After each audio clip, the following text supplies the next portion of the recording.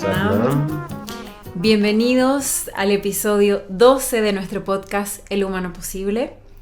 Hoy queremos conversar sobre un tema muy apasionante para nosotros, Kundalini Yogis, la energía Kundalini. ¿Por qué es una serpiente? ¿Y qué representa este símbolo?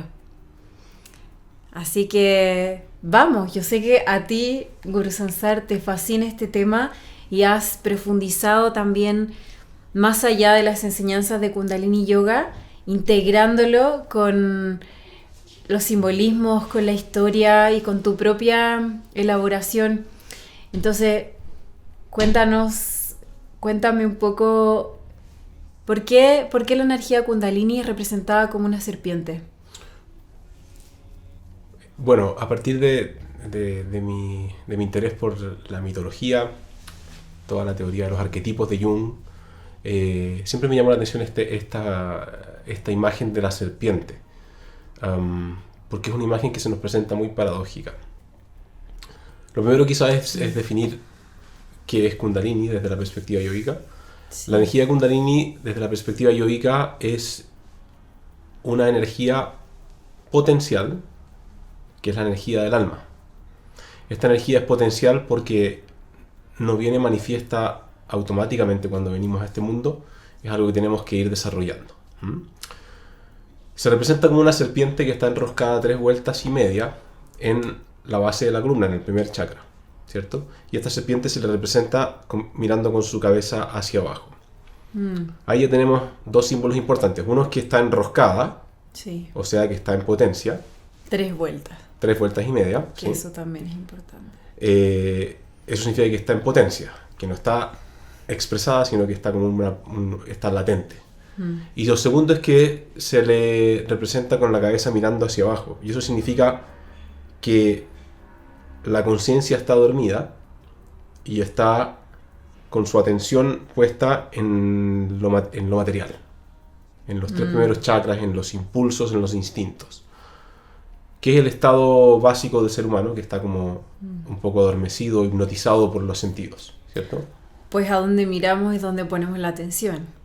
Entonces la serpiente simbólicamente mira hacia abajo. Claro.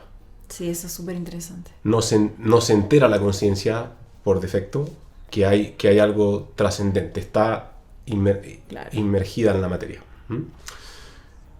Entonces, la teoría yógica dice que el yogi y la yogini, a través de su práctica de meditación, de yoga, ¿cierto?, lo que busca es que la energía Kundalini despierte y esta serpiente mire hacia arriba, o sea, descubra que hay un mundo del espíritu, y que cuando la energía Kundalini despierta, esta asciende por el canal central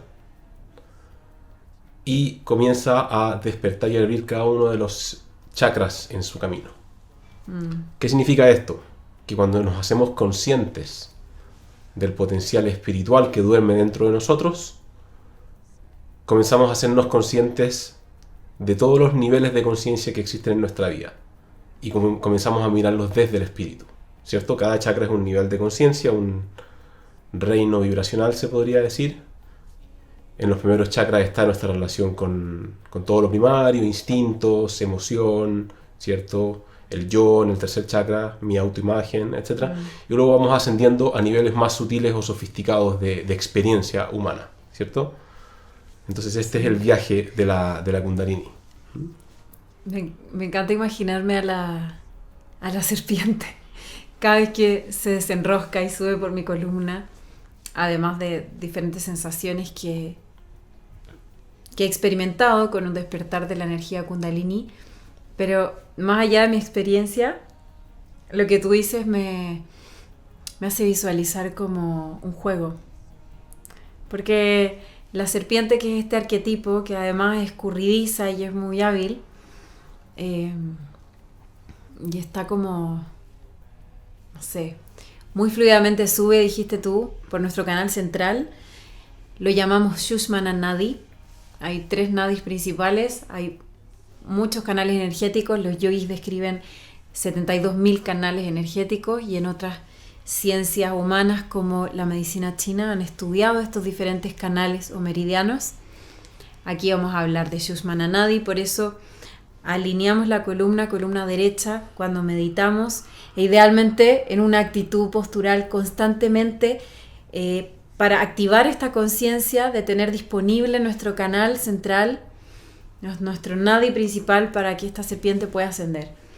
Me imagino como una serpiente realmente escabulléndose hacia arriba muy fluidamente. Además son como medias, no son babosas, pero son como serpenteantes, no hay otra palabra. Son como serpenteantes, como la lengua de la serpiente que busca el lugar y energéticamente busca el tipo de movimiento para ir subiendo hacia Sahasrara Chakra, hasta nuestro último centro de conciencia, y luego a través de las capacidades meditativas en las cuales nosotros, a través de nuestra práctica meditativa, nutrimos nuestro propio ser. O sea, sube la energía a través de Sushumna Nadi y sale como un paraguas, decimos, hacia afuera, nutriendo todo nuestro campo electromagnético, nuestro ser. Y me gusta mucho que esta serpiente va como desbloqueando diferentes lugares en nuestro canal central que pueden estar bloqueados. Entonces, pránicamente, en términos energéticos, es como un viaje, es como un pequeño viaje de ida y vuelta. Quizás ahí te pregunto algo que nos han preguntado bastante nuestros estudiantes y surge este tema en conversaciones.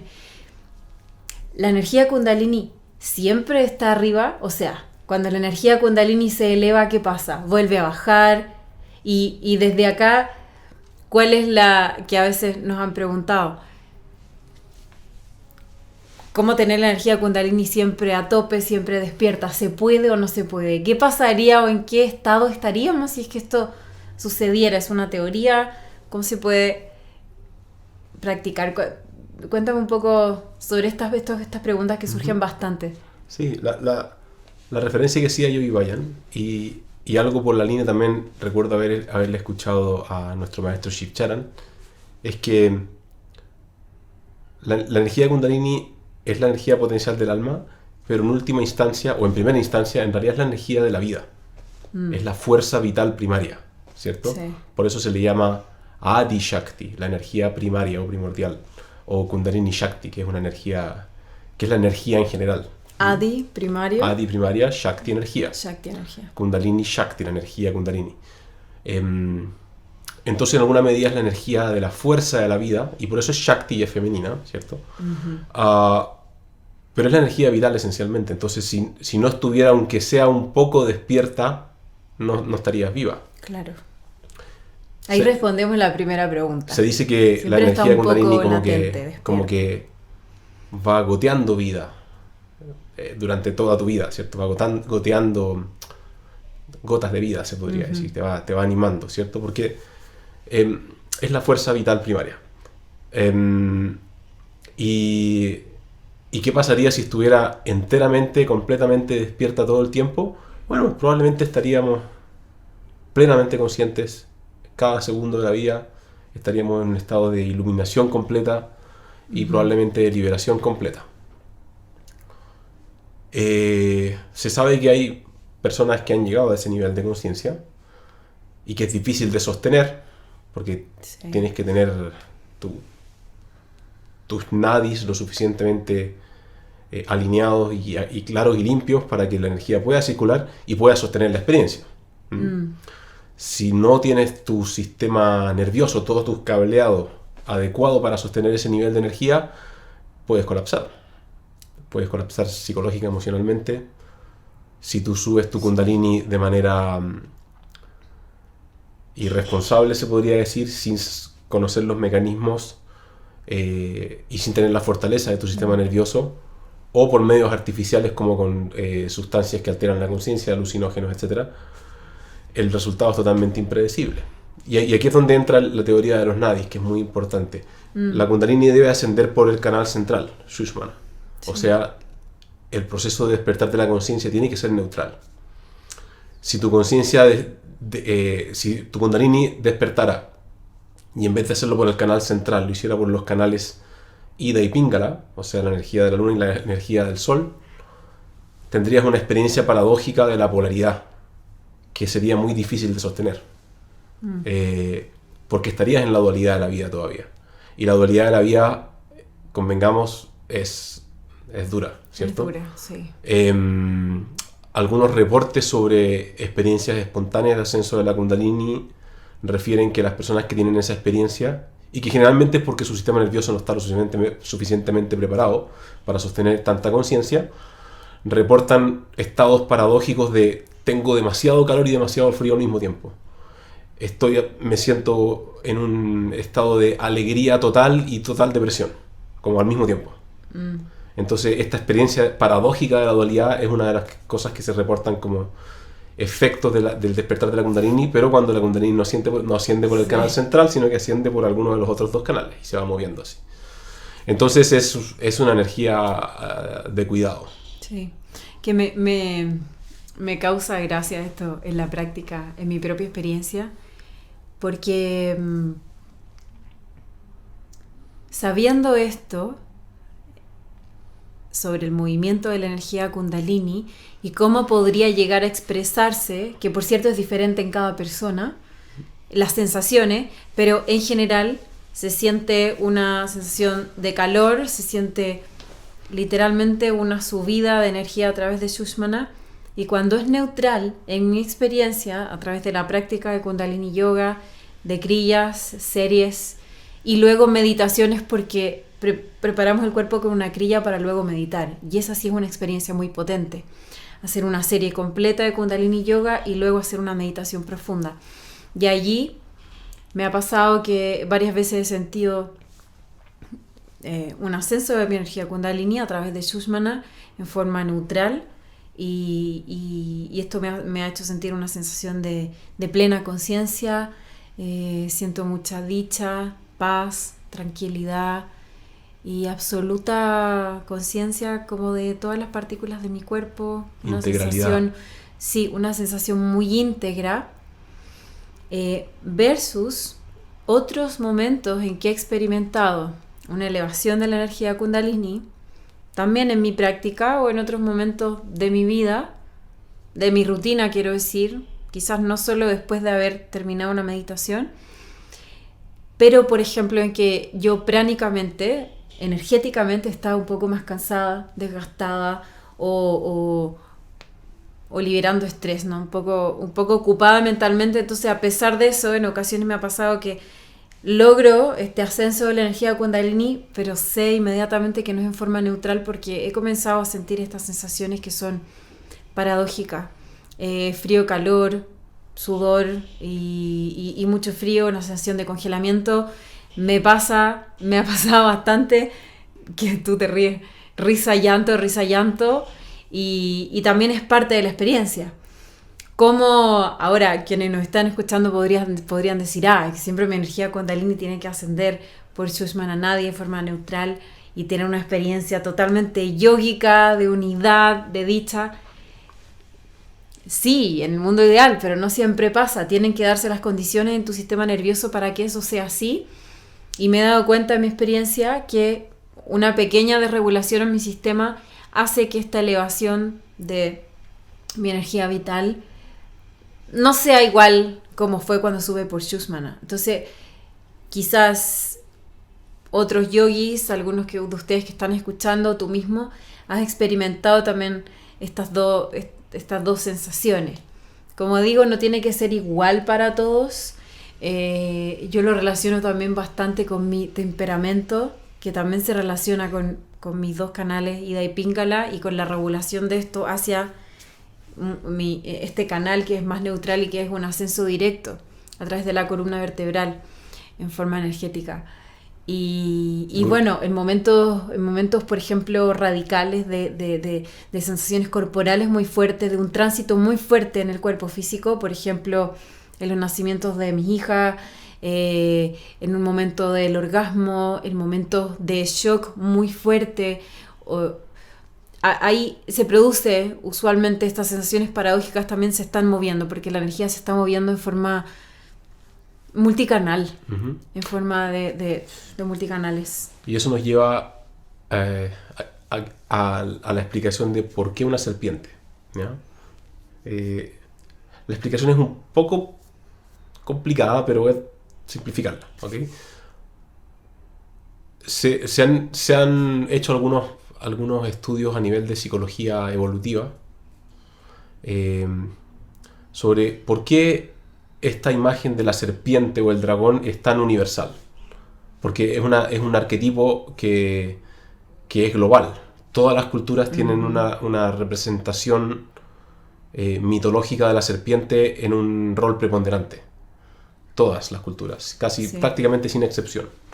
Desde la serpiente doble en la tradición mapuche, que es parte del mito creacionista mapuche, las culturas mesoamericanas, mexicas, ¿cierto? Los aztecas, los mexicas mismos, ¿cierto? En Egipto. Representaciones de serpientes, cobras doble, de doble cabeza. En China. Y lo paradójico es que en las distintas culturas parece haber una suerte de alineación, si bien no se conectaron entre sí esas culturas necesariamente, en qué representa la serpiente. Por ejemplo, la serpiente emplumada en la cultura mesoamericana, ¿cierto? Mexica, Quetzalcóatl se llama.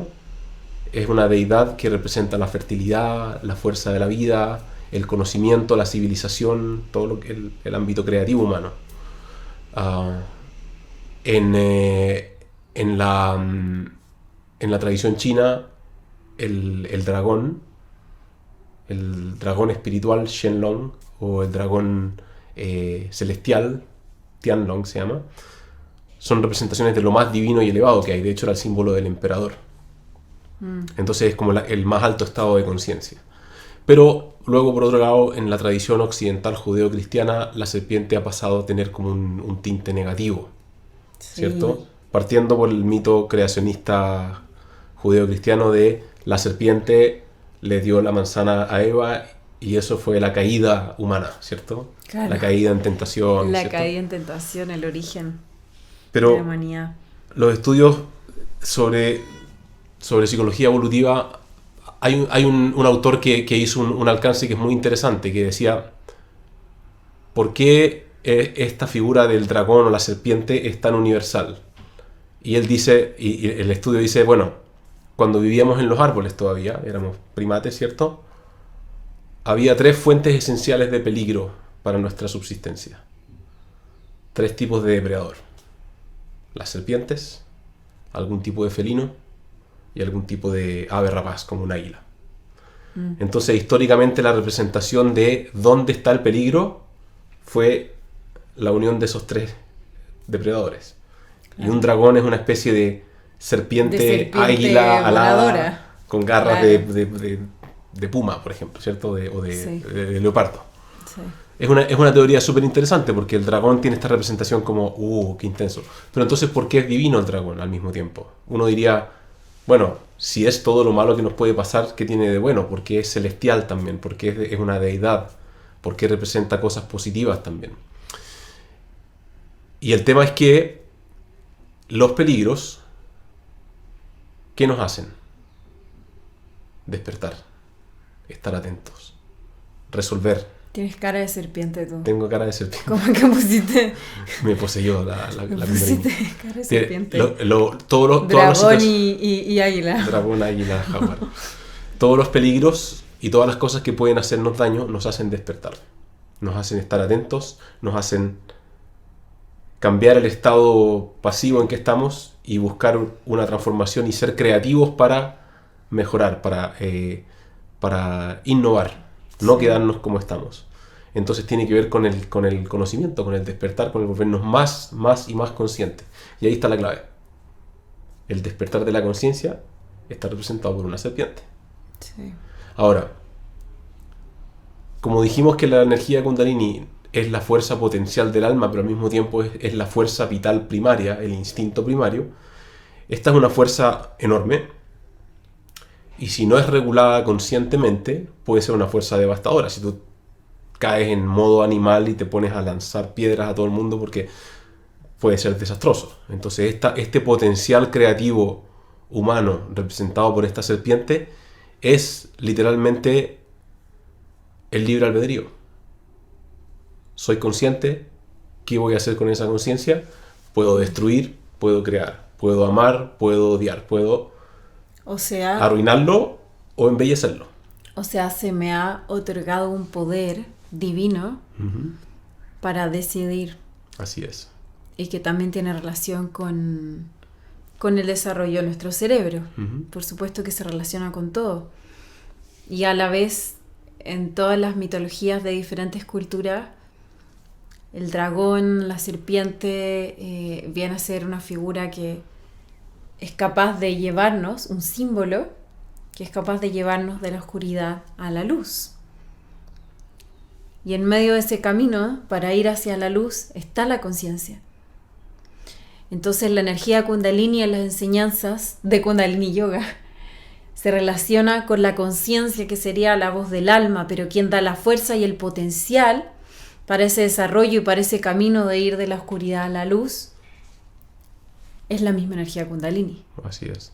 Y hay una escena en la Biblia, en el Antiguo Testamento, donde Moisés, voy a parafrasearle un poco la escena, pero es más o menos así. Moisés toma una serpiente, que es venenosa, cierto peligro, y la transforma en un báculo. Uh-huh. La endereza. Entonces podría decirse como que mi impulso animal, emocional, instintivo, que va así por la vida, de pronto se alinea. Y ese impulso, que era solo un impulso, al hacerse consciente, se vuelve una fuerza creativa focalizada, que es esencialmente la fuerza del espíritu. Sí. Entonces está esta representación doble, esta serpiente, que me va a comer o la voy a usar en mi favor. Claro. Siempre está esa doble situación. Y por eso a nosotros nos han preguntado bastante a través del tiempo en nuestra escuela o en nuestras clases. ¿Qué pasa con este rumor de que Kundalini Yoga es peligroso? Es lo mismo que tú has dicho. Se teme a esta energía, a esta fuerza vital, a esta fuerza creativa. ¿Quién le teme? El ego, los egos le temen a esta fuerza. Porque esta fuerza, cuando la despertamos, nos invita a mejorar, a avanzar, especialmente diría yo, a tener un comando y un calibre interno para poder movilizar esta energía que está dentro de nosotros, pero que es muy fuerte. Uh-huh. Por lo que da cierto temor y cierto miedo a nosotros mismos. A mí misma me ha pasado, no sé si te ha pasado, sentir esta energía Kundalini que realmente es de partida infinita, tiene un potencial que hasta el día de hoy yo he despertado hasta cierto lugar, pero yo sé que el potencial es más grande todavía. Y es por eso que los Kundalini Yogis nos mantenemos practicando y meditando todo el tiempo, para despertar esa energía al mismo tiempo que sabemos que hay un camino que sigue, ¿no? Para llegar a esta luz, para llegar a este conocimiento, luz igual conciencia, igual conocimiento, igual despertar, igual también responsabilidad y libre albedrío. Uh-huh. Entonces, ¿te ha pasado alguna vez tener una sensación como de temor de toda esta potencia que hay dentro de ti? Es curioso, porque, claro, esencialmente esta fuerza, esta Kundalini es un poder, literalmente un poder. Y es el poder primario. Entonces, es el poder en sí mismo, de hecho. Y todos sabemos lo que puede hacer el poder. Puede corromperte, te puedes sentir así como, soy invencible, y luego... Pero te hice una pregunta. Pero, por eso, ahí voy. Pero respóndeme primero.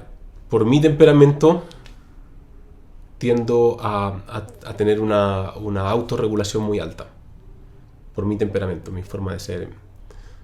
Entonces, nunca me han dado susto estas fuerzas primordiales, del mismo modo que cuando veo una película de terror no me da susto, tengo como creo que puede estar asociado, ¿cierto? Como que a mí sí.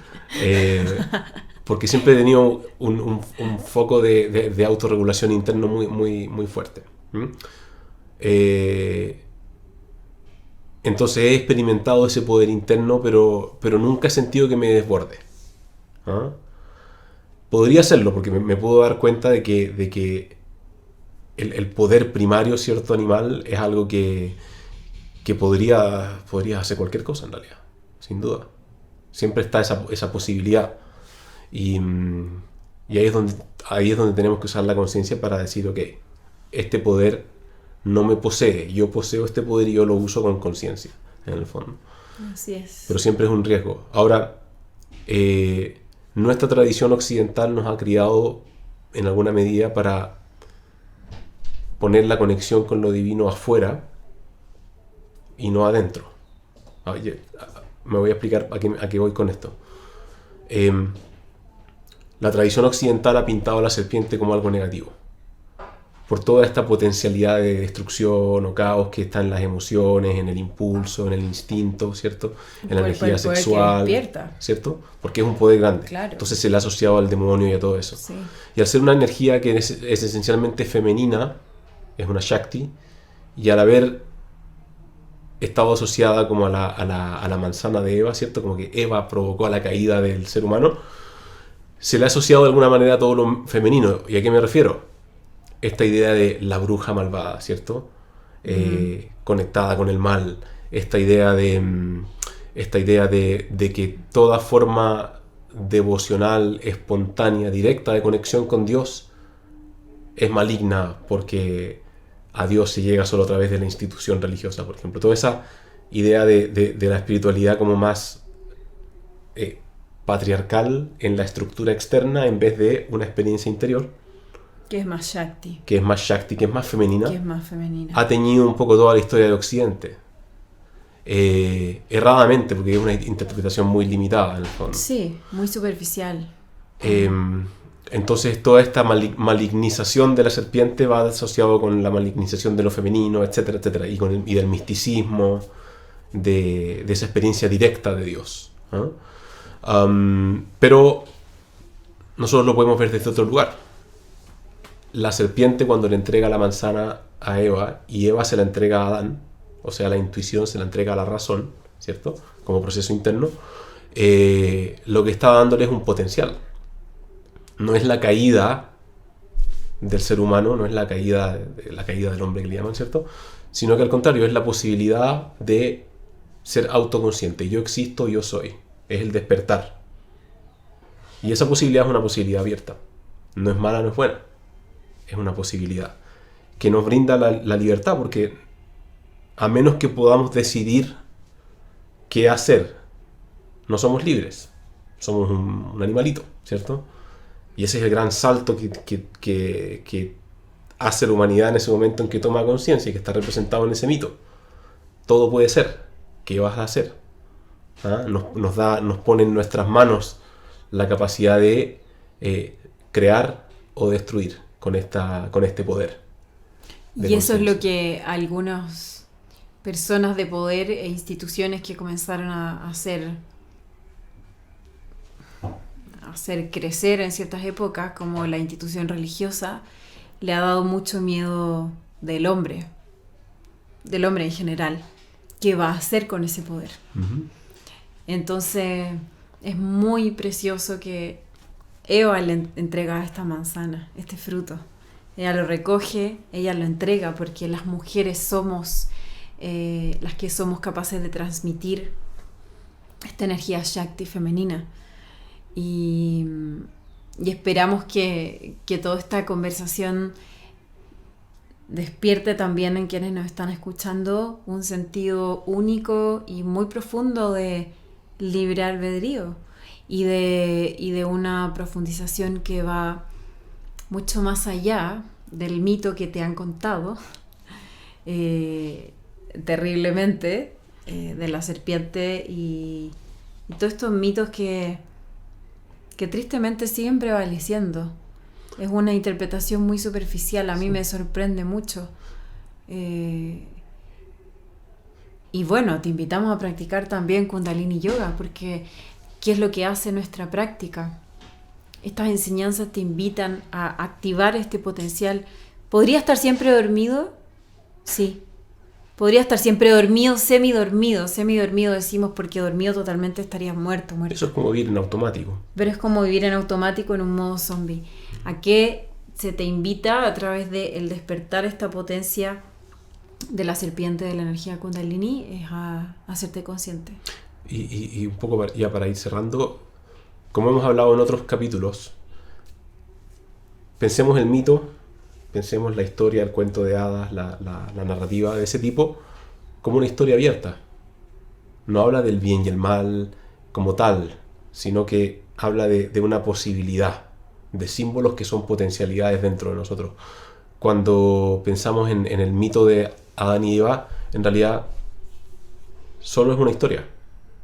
No tiene una interpretación estándar. Hay varias interpretaciones a lo largo de la historia, hay algunas que han sido más fuertes que otras y han primado, pero es una historia abierta. Sí, es una historia abierta. La historia en sí misma es abierta. Pero hay una interpretación que se ha quedado como una interpretación principal, interpretación por lo menos en la cierto. Cultura judeo-cristiana, Claro. donde nacimos acá en Occidente. Pero lo importante es entender que si tú meditas lo suficiente y vas lo suficientemente hacia adentro, vas a descubrir que todas estas historias tienen esta potencialidad abierta y tú puedes encontrar la visión luminosa de ese mito también. Porque puede ser una caída, pero puede ser un despertar también. Y solo para cerrar, Jesús en algún momento siempre él fue a cuestionar a los guardianes de la ley, ¿cierto? A los sacerdotes que tenían una forma de religión muy estructurada, muy fija, y en algún momento él les dijo, yo voy a derribar el templo y lo voy a volver a levantar en 3 días. Y ellos creyeron que se refería al templo de piedra y le dijeron, no, nos demoramos 20 años en construirlo, es imposible. Él se refería a que con lo que él sabía que iba a ser su muerte y su resurrección, iba a refundar el templo, que es la espiritualidad, como un proceso interno. El templo iba a ser representado por él. Entonces iba a decir, el templo de piedra de allá afuera ya no vale. Es lo que pasa dentro tuyo. Los sacerdotes ahí no lo entendieron y le dijeron, tú no puedes destruir el templo y reconstruirlo, pero se refería a que la espiritualidad va por dentro. Entonces, nuestra interpretación errada del mito es nuestra, no es lo que viene en la enseñanza en el fondo. Así es. Es el ego el que interpreta además esas formas que son convenientes para el ego, para que no se produzca ese despertar. Y lo importante es que cada uno de nosotros podamos desarrollar una autonomía fuerte. Y para eso es necesario meditar, mantenerte haciendo prácticas de la conciencia que te lleven a un lugar novedoso, que te lleven a un lugar mucho más allá de los pensamientos o de la historia de tu mente o de lo que te han contado también. Y esperamos que esta conversación también haya dejado esa huella en ti y estas preguntas nuevas. Y bien, nos vemos en el próximo episodio. Y contar,